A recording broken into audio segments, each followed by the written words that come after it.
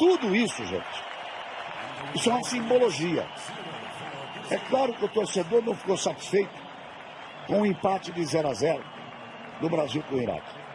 Mas as vaias para a seleção brasileira e os aplausos para a seleção do Iraque mostram claramente o sentimento do torcedor com aquilo que é o bem maior do esporte brasileiro, a paixão maior que sempre foi a seleção brasileira. Dói, incomoda, machuca. E quer ver o que machuca mais? Eric, alguém parou para falar com você?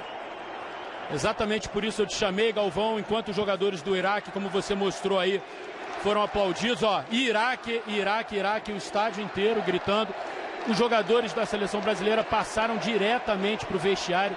Nenhum deles quis conversar com o torcedor brasileiro, explicar as razões pelas quais a seleção anda jogando tão mal, não conseguindo fazer o gol. Nem mesmo os jogadores mais experientes, que deveriam assumir a responsabilidade, o Everton, o Renato Augusto e o próprio Neymar como capitão. Ou seja, todos os jogadores já foram para o vestiário, viu, Galvão? Olha, é um pouco diferente do que a gente está acostumado a ver. Isso é uma Olimpíada.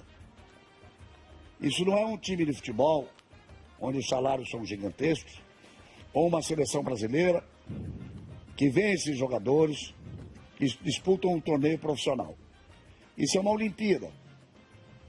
Existe um espírito olímpico.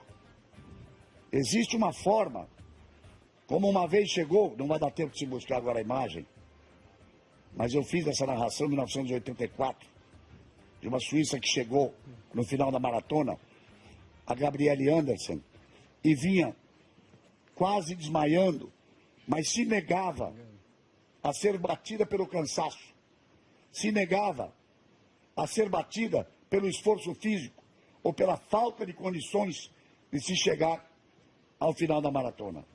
E as pessoas, as milhões de pessoas que estão em casa, têm direito sim de ouvir o seu ídolo, o seu jogador, aquele que joga com a camisa da seleção brasileira.